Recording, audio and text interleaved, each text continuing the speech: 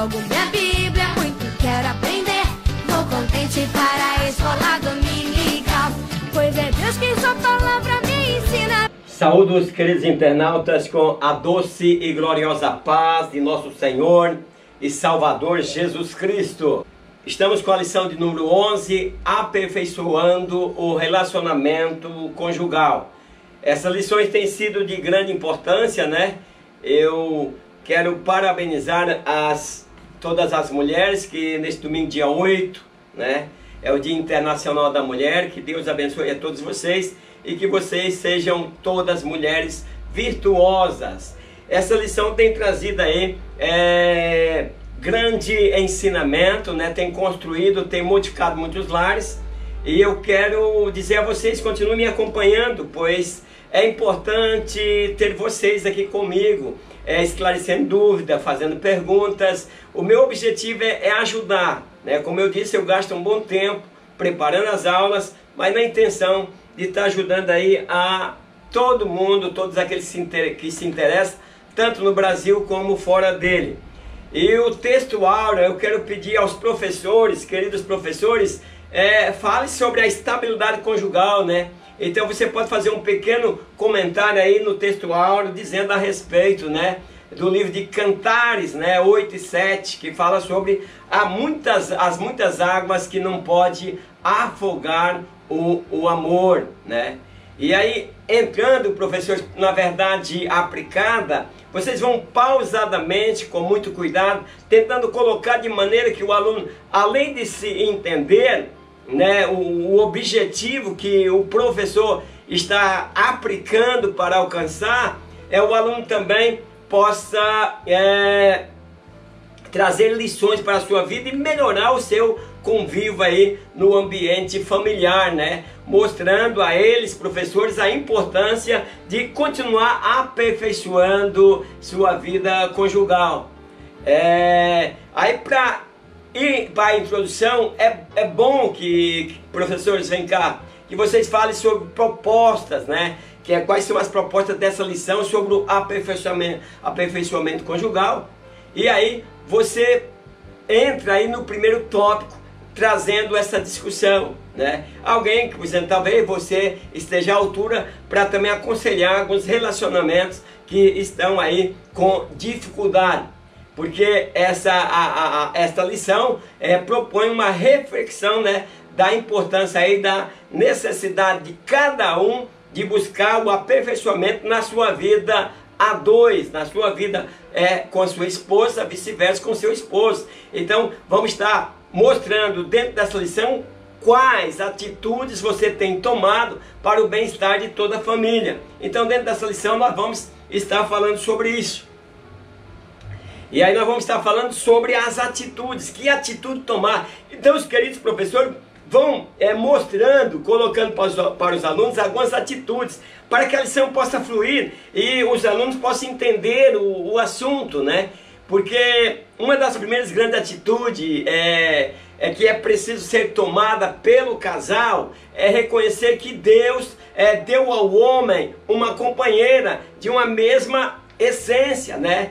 Para ajudar, para cumprir os propósitos de Deus ali junto, tudo idealizado por Deus. Então, essa compreensão tem que ter no professor e nos alunos que estão aí acompanhando a escola dominical. Em primeiro lugar, a atitude é entender, né, que todo esse processo, todo esse relacionamento do casal tem a ver com Deus, tem a ver com o projeto divino de dar ao homem uma companheira à altura para auxiliar e para junto eles cumprirem os propósitos idealizados pelo Criador. Então, meus queridos, então sempre lembre, essa mulher que está ao seu lado foi Deus que te deu, né? Então Ele te deu uma companheira semelhante, né, que te completasse e que juntos vocês podem realizar o propósito de Deus. Eu não quero aí, queridos professores, tem muita gente que faz confusão e pega o pé da letra aqui, aí nós não aplicamos uma hermenêutica totalmente errada. Quando nós falamos que Deus deu uma companheira, é o seguinte: Deus fez a mulher, Eva, e entregou a Eva a Adão. Foi a companheira que Deus fez. Então, marcada ali, todas as mulheres, né? Elas vão escolher o seu marido e o marido vai escolher a sua esposa. Não fique pensando que é Deus que vai escolher para você, não. Você vai ficar solteirão toda a vida se ficar esperando que Deus vai escolher. Ó, tá aí, ó. As mulheres solteiras, descompromissadas, que tem compromisso com Deus, tá aí. E os homens também descompromissados estão aí. Então, cada um deve procurar escolher aquela que realmente lhe interessa, né? Que realmente preenche os requisitos para formar juntos uma vida a dois até que a morte os separe. Antes de entrar na lição, eu quero mandar o meu grande abraço para o Luciano Alves. Ele disse: fantástico, presbítero. Continue nesse esforço. Obrigado aí pelo fantástico, né? Ele disse que muitos estão sendo edificados, né? E ele disse obrigado pela dica, né? E, então, meus queridos, ele é da Assembleia de Deus, Ministério de Madureira, na cidade de Nova Rosalândia, Tocantins. Adenildo Gonçalves dos Santos, né? Ele diz o seguinte, né? Parabéns. Ele diz que ele e a Josileia, que é a sua esposa, os dois são professores, que bênção, né? No Ministério de Madureira de Serra Grande, Uruçuca, Bahia. Grande abraço aí para os meus conterrâneos da Bahia, né? Ele é do Ministério de Madureira também, e ele diz que as aulas minhas aqui têm lhe ajudado muito, né? Grande abraço aí também para a Leila, né? Ela disse que esta lição vai ser bênção.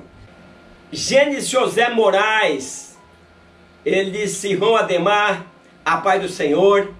Eles somos edificados pelas suas belas exposições de nossas lições.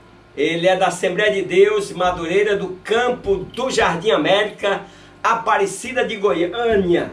Diaconisa Ana Xavier, da congregação Betesda, né? Obrigado, irmã Ana Xavier. Vamos para o objetivo da primeira parte da lição. Ensinar sobre a importância do aperfeiçoamento conjugal. Então, meus queridos internautas, né?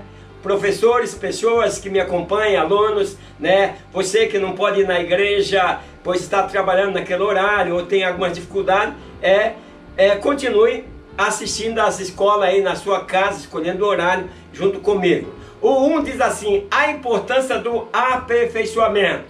É importante que o casal invista tempo para refletir sobre a relação matrimonial. Então, meus queridos, não é só pensar aí no trabalho e algumas coisas a mais, mas nós estamos falando da importância do aperfeiçoamento. Então, não é só casar e depois cada um siga a sua vida, que aí você não vai aperfeiçoar o casamento. Então você precisa pensar no amanhã, né? O amor é igual uma flor, deve estar sendo regado, né? Porque senão ele com o tempo ele desgasta. A flor que não é regada, ela morre. O amor também vai morrendo. Então, Paulo trouxe grandes advertências aí sobre o aperfeiçoamento do casamento. Ele dizia: mulher, ouça seu esposo. Ele dizia: marido, ouça sua mulher. O que ele quer dizer ali é o seguinte: tome atitudes corretas, evitando que o estresse se acumule. Então, meus queridos, mulher, ouça o seu esposo. Marido, ouça a sua mulher. Então você vai tomar a atitude correta, evitando que o estresse acumule ali e venha trazer problemas para o casamento. Então são essas atitudes de ambos os lados, né, que vai ajudar a formar a mentalidade de permanência no matrimônio. Esse casamento hoje está se desfazendo com muita facilidade. É preciso um ouvir o outro. Muita separação é porque enquanto um fala, o outro às vezes está falando, ou o outro tapa o ouvido. 1.1. Casais conscientes da necessidade de aperfeiçoamento. Nesse primeiro ponto, nós vamos falar só da perfeição do casamento. Professores, expõe para os seus alunos, vê se tem algum casal aí pode também contar uma experiência, desde que eles vivem uma vida. Não é que eles são perfeitos, porque nós ficamos procurando casais perfeitos. Casais perfeitos, desde as lições anteriores, eu venho explicando aos meus internautas que não existe. Existe o quê? Vamos cada dia melhorar. Somos dois imperfeitos, né? um casamento perfeito é apenas duas pessoas imperfeitas que se recusam a desistir um do outro. Eles se amam, né? Tem erro? Tem, mas se perdoa. Então, meus queridos, aperfeiçoar não é que existe casamento perfeito, pois as pessoas não são totalmente isentas de erros, falhas e limitações. Todo ser humano erra. Então você vai ter problema no seu casamento. Por mais bonito que seja, por mais que você ama a sua esposa, por mais que a esposa te ama, haverá problema. Mas vocês estão consertando, passando por cima, conversando, e aí fazendo com que esses erros sejam evitados, discutidos, para não esfriar o relacionamento. Então nós estamos dentro desse tópico. Casais necessitam de aperfeiçoamento. A igreja precisa pregar isso, precisa ensinar isso. E os casais precisam viverem.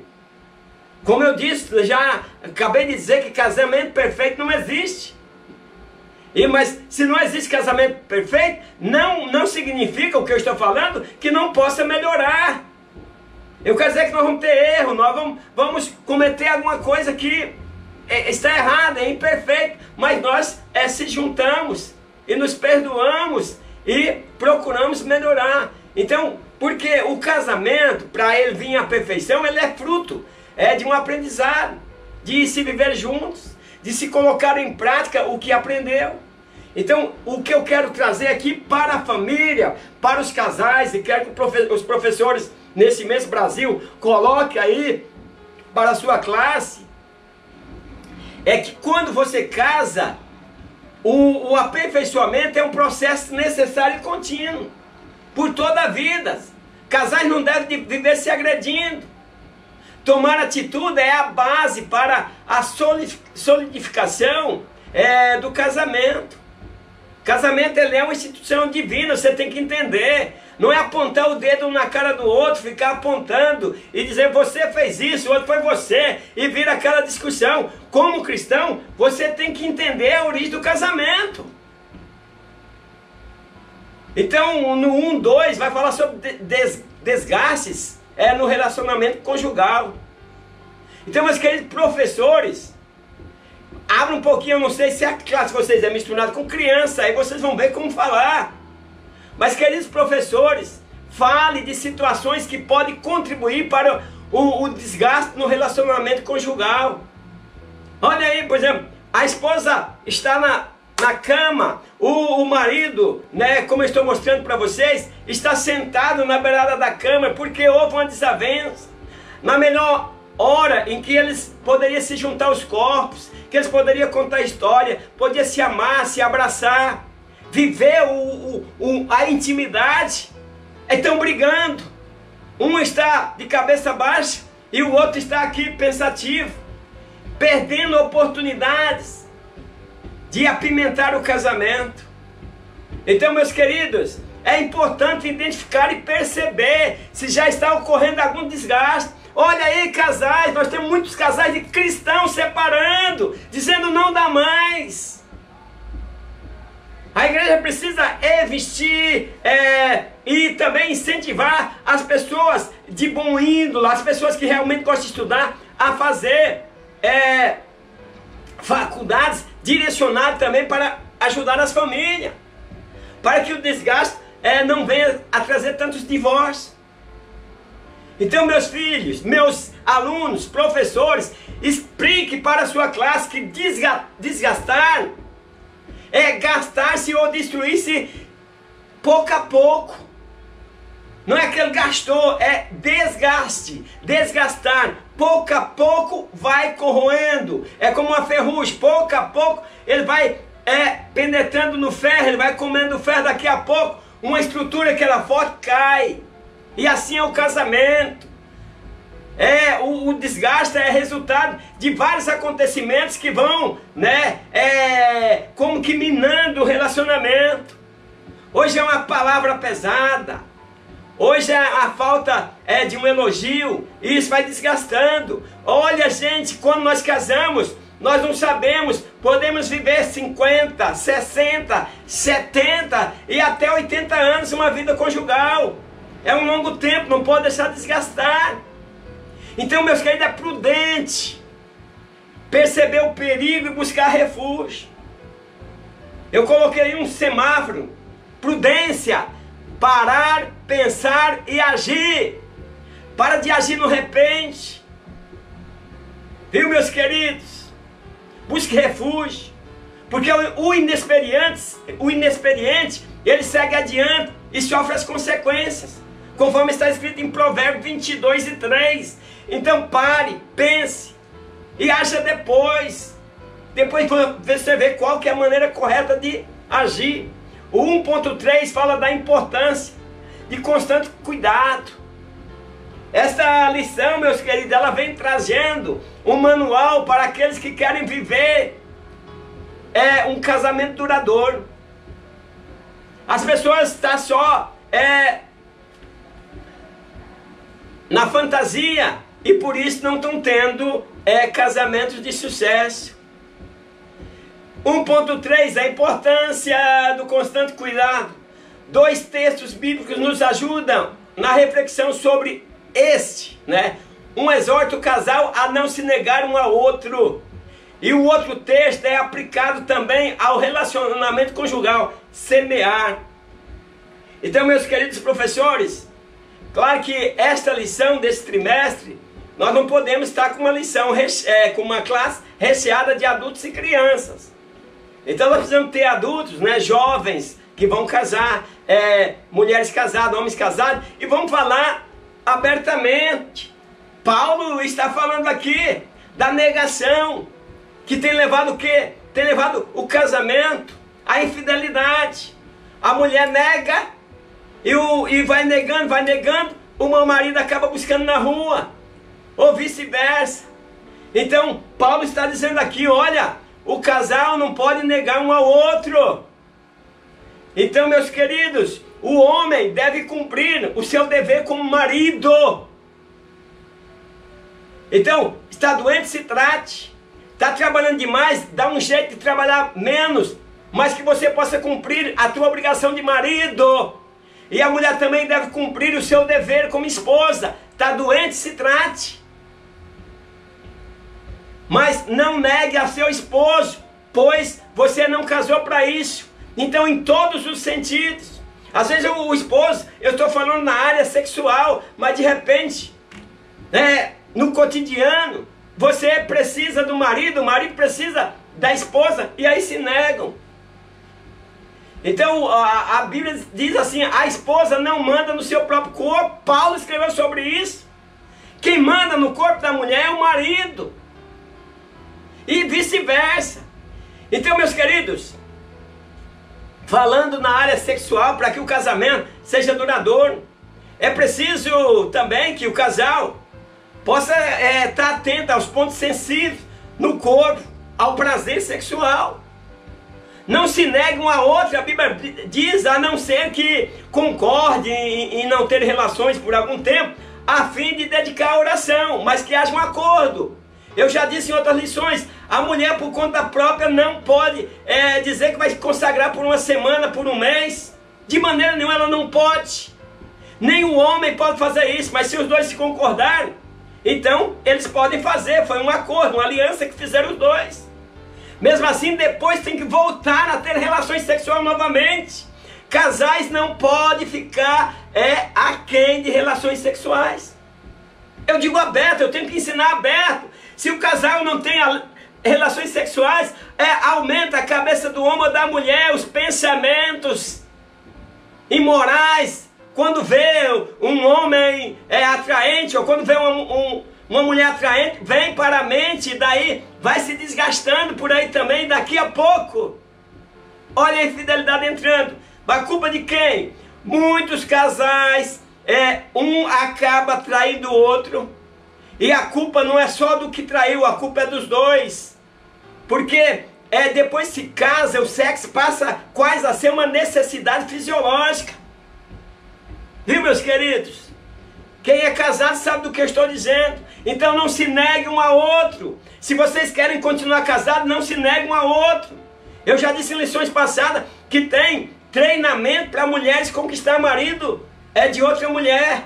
Ela sabe todos os pontos por onde entrar para derrotar o casamento, e você negando a seu esposo. Mas Paulo diz, olha, vocês saem para oração, combinam, aí tudo bem. Se vocês não combinarem, não podem. Nenhuma consagração em que a mulher faz e o marido não concorda por razões, né, de necessidades sexuais, ela está errando. Tem que chegar o tempo certo, fazer a hora certa, e aí depois voltar novamente para que o diabo não ache uma brecha ali e entre. Então, meus queridos, lembre disso: quem planta pouco, colhe pouco. Quem planta muito, colhe muito. Se você trata bem a sua esposa, você vai colher muito carinho, e vice-versa. Então, eu gostaria, meus queridos professores, que você falasse. Se a sua classe é de adulto, fale com propriedade, fale abertamente do relacionamento sexual, da importância. Marido e mulher precisam estar atentos a essas necessidades. Então, meus queridos, esses dois textos que Paulo transmite são valiosos, né? E ele fala aí do aperfeiçoamento no casamento. Antes de entrar no segundo tópico da lição, eu quero mandar um grande abraço de Axoniel Montador. Ele fala: bem explicado suas aulas, meu professor. E ele diz: Deus continue te abençoando. Ele é da Assembleia de Deus Campo de Campinas. Ele é de Goiânia, Goiás, né? Então que Deus te abençoe e continue te abençoando, e abençoe aí ao pastor Marcivon Fonseca e também ao bispo Oides José do Carmo. Grande abraço. José Eli Belarmino, né? Ele é cooperador no bairro Rita de Cássia, em Barra Mansa, estado do Rio de Janeiro. Grande abraço aí a todos da congregação Betel, da Assembleia de Deus Ministério de Madureira. Também ele cita seu pastor Reinaldo, seu dirigente Robson, né? Seu segundo dirigente também, Vicente, né? E que Deus te abençoe grandemente, meu querido internauta. Objetivo da segunda parte da lição: refletir sobre necessidade de estarmos atentos à dinâmica familiar. Então, meus queridos, o 2 diz: atenta à dinâmica familiar. O contínuo aperfeiçoamento conjugal passa pela reflexão do casal sobre a dinâmica familiar. É preciso entender isso. O que é dinâmica? A forma de você tratar, a forma de você traçar o objetivo, a forma de você tratar de uma forma que interage entre si. É preciso que as famílias se interajam. Então é preciso haver estímulo, quando eu estou colocando nesse quadro aí para vocês. Num casamento precisa haver estímulo. É a dinâmica, que é a forma que interage entre si. Então, fiz um quadro aí, uma dinâmica. Preciso ver necessidade, desejo, tensão, desconforto, comportamento. E aí você vai atingir o objetivo, que é estar junto até que o Senhor se separe, até que a morte se separe. Então a família, ela é um sistema vivo, onde os membros agem, interagem, né, sobre si. Então é preciso disposição para realizar os ajustes necessários. 2 e 1, assumindo diferentes papéis na família. Meus queridos professores, alerte suas classes, né, seus alunos, sobre o cuidado com pequenos detalhes, pequenas coisas. O casal não se atenta para o fato de que no processo de formação de uma família é importante discernir os vários papéis que um e o outro vão assumindo. Então, meus queridos, quando um casal tem um bom relacionamento, um pai, ele é no mesmo tanto uma mãe, né? E quando a mãe também é esse pai.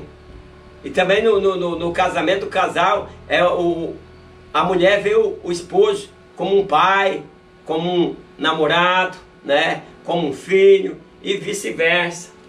É assim, meus queridos, que um relacionamento se torna constante. Então nós precisamos estar assumindo diferentes papéis na família. Então nós precisamos identificar esses papéis: filho, namorado, esposo, pai. Então, meus queridos, é interessante alguns aspectos, né, no papel de esposo após o casamento. Namoro é uma coisa, casamento é outra. São etapas que vão surgindo. Então, cuidado com a falta de confiança. Essas coisas que não são esclarecidas, ela acaba dando problema. Então vamos esclarecer tudo, né? Porque se torna aí, quando nós não esclarecemos as coisas, ela traz para um atoleiro que explora, né? E que atrapalha a vida do casal. Então vem o namoro, vem o casamento, aí vem a chegada dos filhos. E é preciso que o casal continue exercendo os papéis, conforme eu citei, assumindo agora seu novo papel. Ele foi namorado, ele foi noivo, ele casou, agora ele é pai, então assuma agora também seu papel de pai. Então, tudo que foi falado se aplica também à mulher. A falta de discernimento pode contribuir para o desgaste do relacionamento conjugal. Então, meus queridos, é preciso entendimento, é preciso ouvir. O 2.2 fala cuidando dos detalhes cotidianos.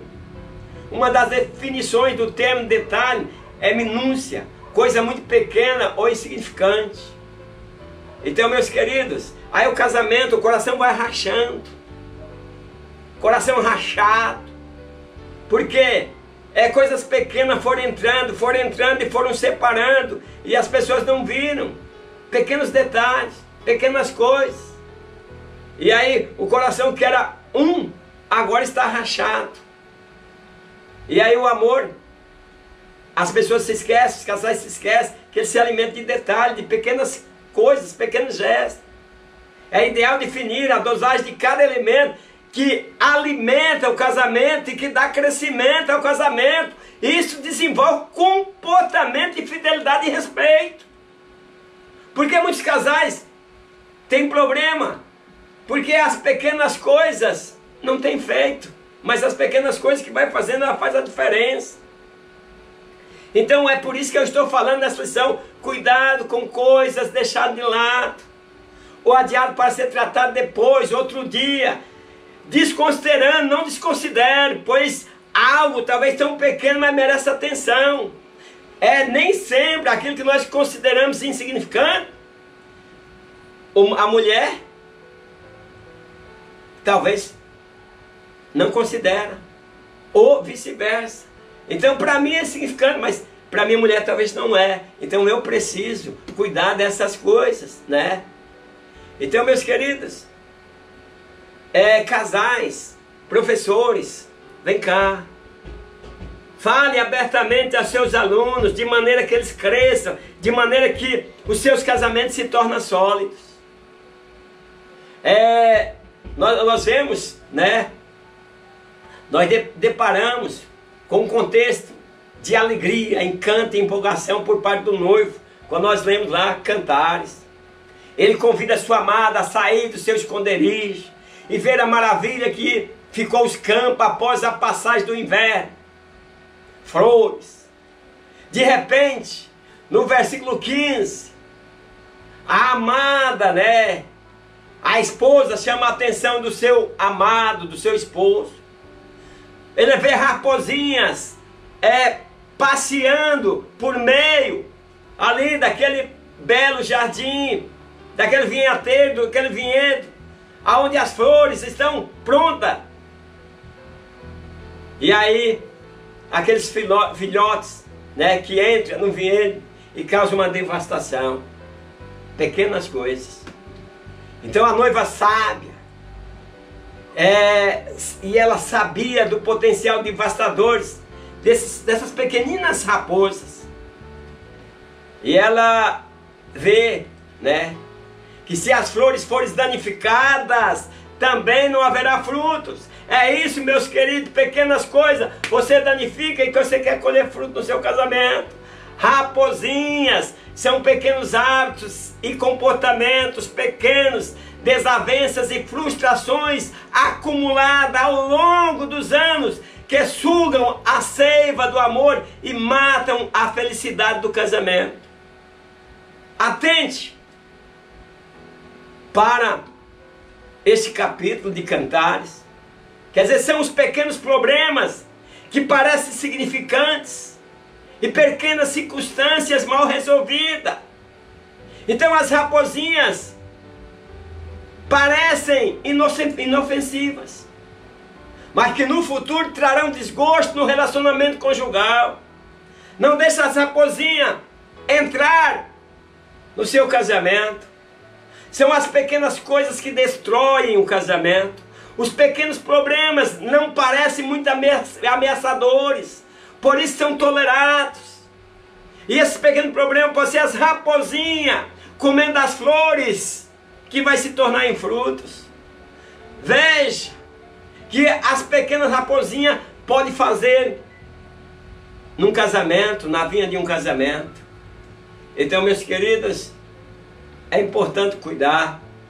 O 2.3 diz, buscando a sabedoria que vem do alto, diante da complexidade, da dinâmica familiar, da importância do relacionamento conjugal, e pelo fato de sermos discípulos de Cristo, precisamos humilde, incessante e reverentemente buscar a sabedoria.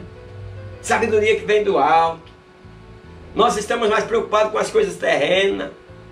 A Bíblia diz que com a sabedoria se edifica a casa. Então podemos, meus queridos, crer que a sabedoria que vem do alto nos capacita a sermos agentes, cooperadores de Deus nesse contínuo e necessário processo de aperfeiçoamento conjugal. É contínuo. Vamos para a terceira parte da lição. Mostrar algumas atitudes relevantes para o aperfeiçoamento conjugal. Agora nós vamos mostrar, queridos professores, agora vamos trazer para os nossos alunos atitudes que eleva o casamento, a perfeição do casamento. 3 atitudes para aperfeiçoamento. Atitude que o casal pode adotar com a bênção de Deus, que refletirá positivamente em todos os membros da família, além de ser muito útil na formação e preparação dos filhos para o futuro deles. Então agora, queridos professores, nós vamos mostrar que a família tem que ter atitude. É como um vaso, precisa ser trabalhado, aperfeiçoado, até que ele possa ir para a partilheira, até que ele possa ir para o forno, e depois ir para o mercado. Então o casamento ele tem que ser trabalhado, tem que se aperfeiçoar. O 3.1 diz, caminhe a segunda milha. O referencial maior da família cristã não é a cultura, a sociedade, a moda ou as redes sociais, mas a palavra de Deus. Caminhar a segunda milha está dentro do ensino do Senhor Jesus. Mas nós não queremos, meus queridos. A segunda milha foi uma controvérsia para nós. E nós não queremos caminhar. Às vezes dentro do casamento, talvez tem hora que nós somos obrigados, seria necessário. Por exemplo, uma milha nos foi mandada, a outra nós temos que fazer por nosso prazer. O Império Romano foi um dos mais cruéis da história. Todos os povos dominados eram colocados sob forte submissão. Dizia a lei romana que um cidadão romano poderia exigir de um cidadão dos povos dominados, que carregasse para ele uma carga por uma milha. Então qualquer cidadão romano podia pegar uma pessoa que vem escravizado, que perdeu a guerra e vem escravizado para a sua nação, pôr uma carga nas costas dele e mandar ele andar uma milha. Os judeus eles ficavam indignados com essa lei, mas Jesus aconselhou, se te pedirem uma milha, ande 2, ande a segunda. É um conceito controvertido e revolucionário que nos ensina a ir além daquilo que nos obrigam a fazer. Faça a diferença no casamento, na igreja, no evangelismo. Supere. Te mandaram fazer uma milha, faça 2. Que aí você vai ver que você vai além daquilo, da tua capacidade. Jesus disse, se vocês fizerem somente o que vos pede, ainda são servos inúteis. Então, Jesus ele quer que nós contrariamos a natureza humana pecaminosa e a cultura do pagar com a mesma moeda. Ou ainda, a retaliação, passa a ignorar o outro, tratando com desprezo. Você me tratou mal, eu também te trato mal. Você pisou no meu pé, eu também piso no seu. Ande a segunda milha para ser abençoado, para ter um casamento próspero, um casamento abençoado. Então vamos caminhar, meus queridos, a segunda milha.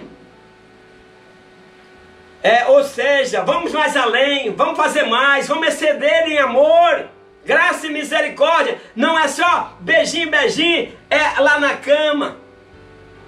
Mas exceda em amor, exceda em graça e misericórdia, saiba perdoar.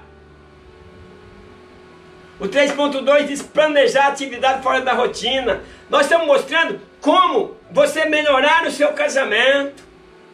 Então, diante de um cotidiano agitado, uma possibilidade, é o casal planejar ter um dia da semana reservado para atividades que priorizem, né, o fortalecimento e a renovação do relacionamento. Os laços precisam ser fortalecidos. Se você é crente e não vai na igreja, como fortalecemos esse laço? Eu quero dizer, saia da mesmice.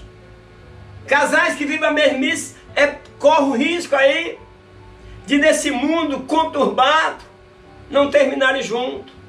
Então, o conselho aqui, queridos professores, o que nós precisamos ensinar para a nossa classe, e o conselho que nós precisamos dar para a nossa classe, é que os casais tenham um tempo junto, porque vai trazer vários benefícios para a família. As igrejas, isso é em todo o Brasil, culto todo dia, todo dia. Meus queridos, não quer liberar, fulano não veio no culto ontem, ver aquele negócio.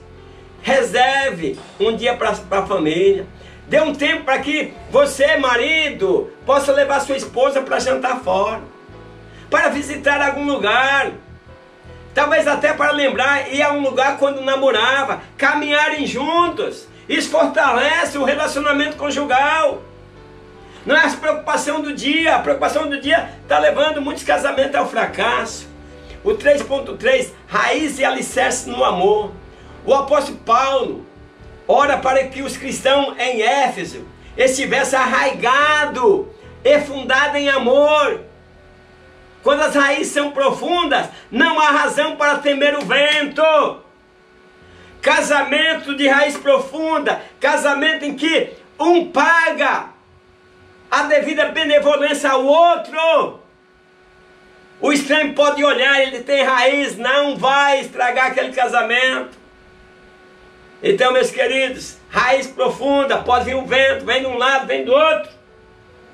Pode vir tudo quanto é tipo de coisa, provações, tentações, não cai, está firmado em suas raízes. Então são duas figuras usadas, raiz e fundamentos. Lembrando a planta e o edifício. Lembra?